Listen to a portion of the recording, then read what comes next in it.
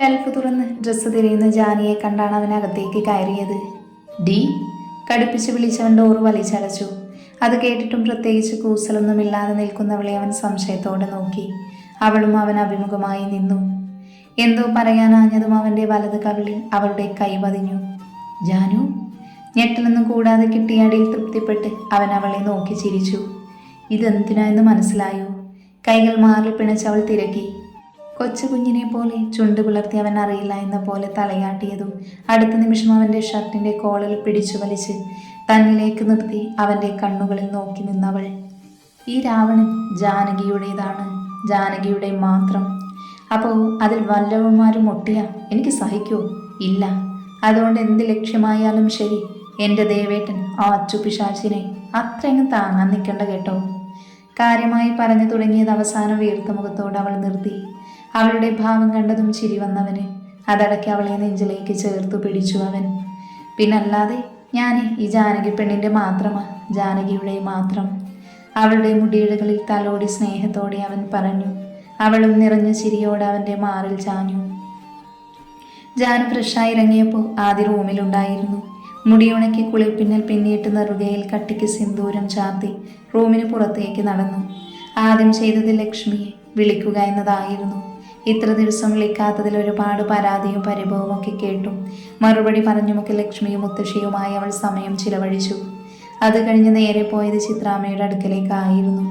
ഹാളിലും ബെഡ്റൂമിലും ലൈബ്രറിയിലും ഒന്നും ചിത്രാമ്മയെ കാണാതെ വന്നതും അവൾ നേരെ മുത്തുവിൻ്റെ റൂമിലേക്ക് നടന്നു. ഇടയ്ക്ക് വെച്ച് അപ്പുവിനെ കണ്ടതും അവളോട് വിശേഷം തിരക്കി. ചെറുപുഞ്ചിരി കൈമാറി ജാനു മുത്തുവിൻ്റെ റൂമിലേക്ക് കയറി. അവിടെ സോഫയിലിരുന്ന് സംസാരിക്കുന്നവരെ കാണി മറ്റൊന്നും നോക്കാതെ അങ്ങോട്ട് ചിരിയോടെ വെച്ചു പിടിച്ചു.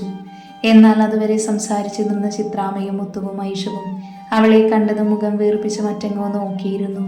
പക്ഷെ അത് കണ്ടതും ചിരിയാണ് അവൾക്ക് വന്നത്. ആഹാ, എല്ലാവരും എന്നോട് പിണക്കമാണോ? കുറുമ്പോടെ ചോദിച്ചവൾ മൂവർക്ക് മുന്നിലായി മുട്ടുകുത്തിയിരുന്നു. അതിന് ഞങ്ങളല്ലല്ലോ, ചിലരൊക്കെ നമ്മളെ ഒന്നും വേണ്ടാതെ പോയതല്ലേ. പുറത്തേക്ക് നോക്കിയിരുന്ന് മുത്തുവാണത് പറഞ്ഞത്. അതിനാരു പോയി? കണ്ണിറക്കി ചിരിച്ചു കാണിച്ച് അവൾ പറഞ്ഞതും സംശയത്തോടെ എല്ലാവരും അവളെ നോക്കി.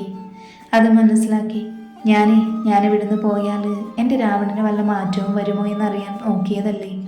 സത്യമായി ഞാൻ നാട്ടിൽ പോയിരുന്നില്ല, ഇവിടെ അടുത്തൊരു റിസോർട്ടിൽ സ്റ്റേ ചെയ്യുമായിരുന്നു. അവളുടെ വാക്കുകൾ കേൾക്കെ കണ്ണും പിഴിച്ച് അവളെ നോക്കിയിരുന്നു മുത്തുവും ഐഷവും.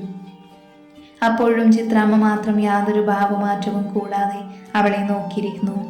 അതിൽ പതറിയെങ്കിലും പുറമേ കാണിക്കാതിരുന്നു ജാനു. എന്നിട്ട് വല്ല മാറ്റവും കണ്ടോ? ആകാംക്ഷയോടെ മുത്ത് ചോദിച്ചതുമില്ല എന്ന പോലെ തലയനക്കി. പോട്ടെ, മോള് നിരാശപ്പെടാതിരിക്കെ, ഈശ്വരൻ കൈവിടില്ല. എന്നാലും മോൾക്ക് ഇത് ആരോടേനും പറയാമായിരുന്നു. ഇനിയിപ്പോൾ അത് വിട്ടേക്ക്. ഇന്ന് കുറച്ച് പുളിമാങ്ങ കിട്ടി, മോൾക്ക് പുളിശ്ശേരി ഇഷ്ടമല്ലേ, അമ്മയെന്ന് വെച്ച് തരട്ടെ. അവളുടെ നെറുകയിൽ തലോടി ഐഷു വേഗം കിച്ചണിലേക്ക് നടന്നു. വാ, ഇപ്പം എൻ്റെ പ്രിയമാനസം സീരിയൽ തുടങ്ങും, നമുക്ക് പോയി കാണാം. അതും പറഞ്ഞ് മുത്തു 100-110 ഓടി. ഇപ്പം അവിടെ ചിത്രാമ്മയും ജാനുവും മാത്രമായി.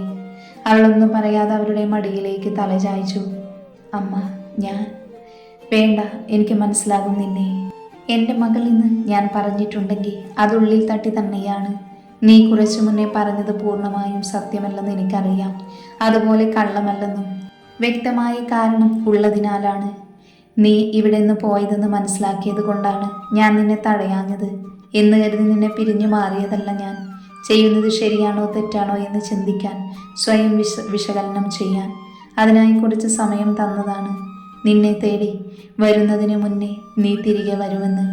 ഇപ്പം നീ തിരിച്ചു വന്നിട്ടുണ്ടെങ്കിൽ ആദ്യം നേടാൻ തന്നെയാണ് ലക്ഷ്യമെന്നറിയാൻ കൂടുതൽ ആലോചിക്കേണ്ടല്ലോ.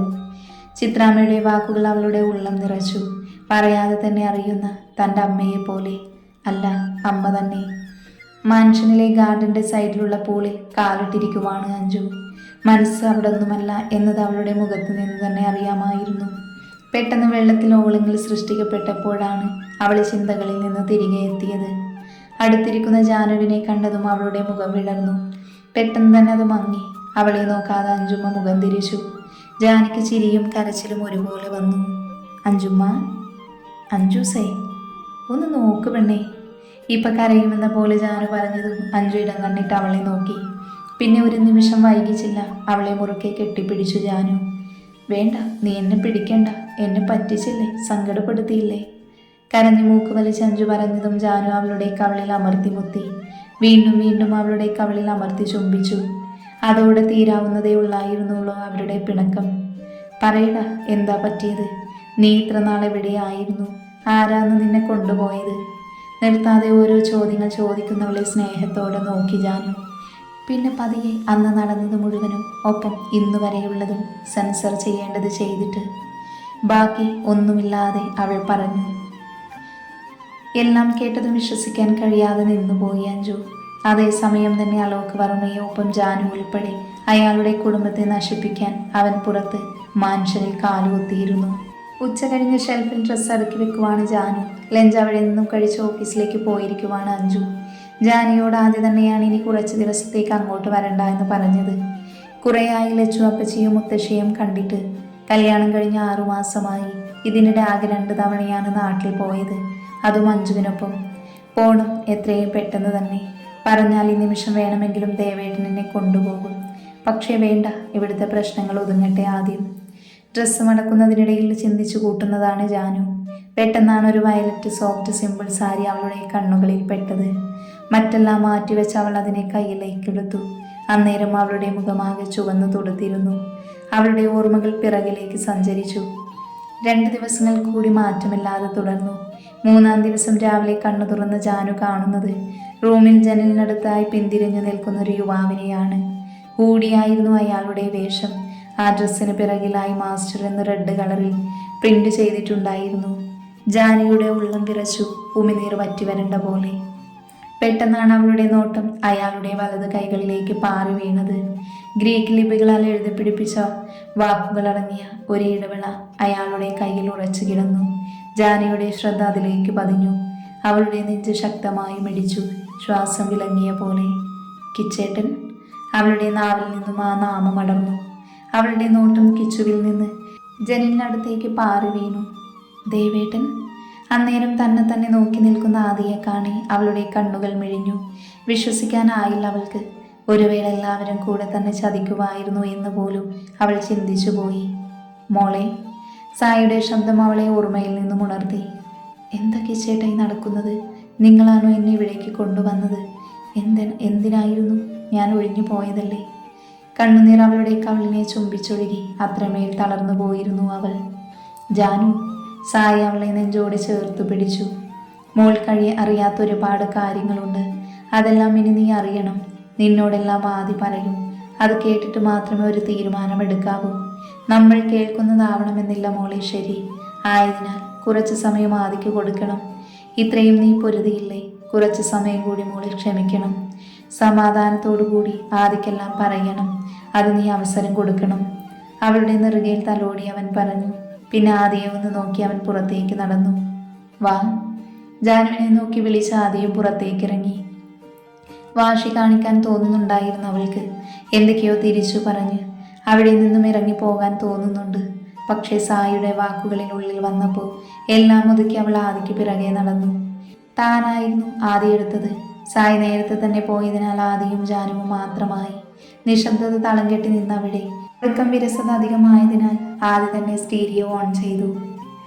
ജാനുവിൻ്റെ മിഴികൾ പുറത്തേക്കുടക്കി. നേരം സന്ധ്യയോടടുത്തു. ഇപ്പൊ ചുരം കയറുവാണ്. എവിടെ കാണുന്നു എന്തെന്നു അവൾ ചോദിച്ചില്ല. മൗനം മാത്രം.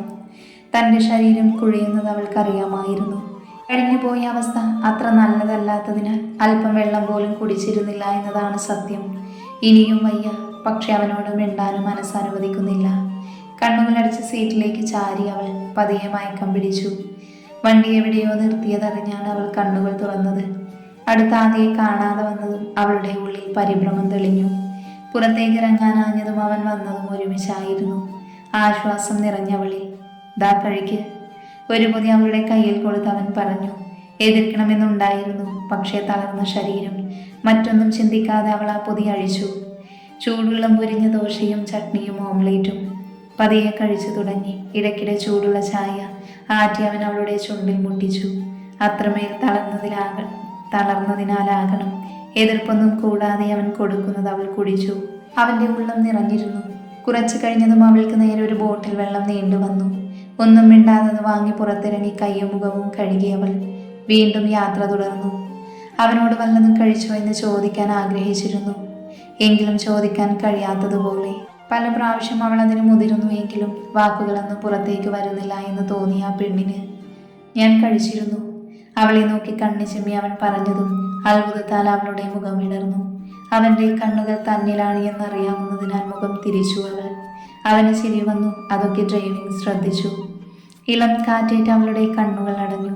ക്ഷീണം കൊണ്ടാവണം അല്പസമയം കൊണ്ട് അവൾ നല്ല ഉറക്കം പിടിച്ചു.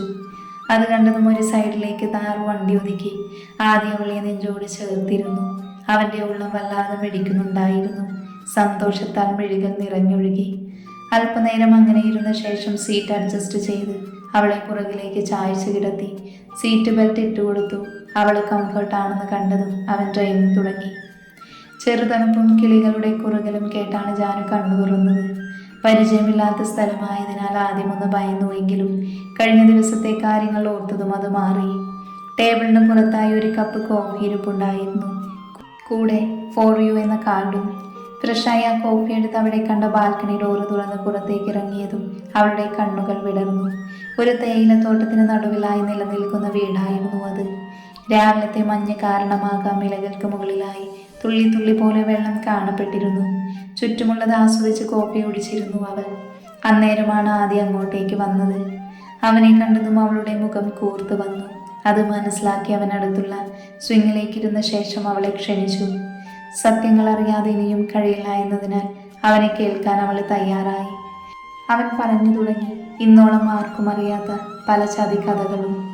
വിശ്വസിക്കാനായില്ല അവൾക്ക്. അതെല്ലാം കേട്ട് കഴിഞ്ഞപ്പോൾ, എല്ലാം പറഞ്ഞു കഴിഞ്ഞപ്പോൾ ദീർഘനിശ്വാസത്തോടെ അവൻ പുറത്തേക്ക് നോക്കിയിരുന്നു. ദേവേട്ട, ഇടറുന്ന ശബ്ദത്തോടെ അവൾ വിളിച്ചു. വയ്യട, ഇനിയും ഇതൊന്നും ഉള്ളിൽ ഒതുക്കി കഴിയാൻ. നീ കൂടെയാകുന്ന സഹിക്കില്ല എനിക്ക്. അവൻ്റെ കവളിൽ നിന്നും താഴേക്ക് പതിക്കുന്ന കണ്ണുനീർ അവളെ ചുട്ടുപൊള്ളിച്ചു. മറ്റൊന്നും ചിന്തിക്കാതെ അവനെ മാറോട് ചേർത്തവൾ.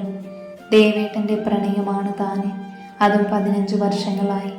സന്തോഷം കൊണ്ട് അവളുടെ കണ്ണുകൾ നിറഞ്ഞു. പ്രണയത്തോടെ അവനെ ചേർത്ത് പിടിച്ചു അവൾ. പിന്നീട് ഒരാഴ്ച അവരുടെ പ്രണയ ദിനങ്ങളായിരുന്നു. ഇരുവരും പൂർണ്ണമായി ഒന്നായി മാറി. ഓരോ ദിവസവും അവനെന്ന പ്രണയമഴയിൽ കുളിച്ചവൾ. എല്ലാ അതിർവരമ്പുകളും ലംഘിച്ച് പൂർണ്ണമായും അവൻ്റെ പ്രണയം അവളിലേക്ക് ഒഴുക്കി വിട്ടിരുന്നു അവൻ. അണിവയറിൽ പതിഞ്ഞ കരങ്ങളുടെ ചൂട് അവളെ ഓർമ്മകളിൽ നിന്നും പുറത്തു കൊണ്ടുവന്നു. തോളിൽ താടികുത്തി കണ്ണാടിയിലൂടെ തന്നെ നോക്കുന്നവനെ കാണെ നാണത്താൽ അവളുടെ മിഴികൾ കൂമ്പിയടഞ്ഞു. അത് മതിയായിരുന്നു അവനും തൻ്റെ പ്രണയം അവളിലേക്ക് പകർന്നൊഴുക്കാൻ.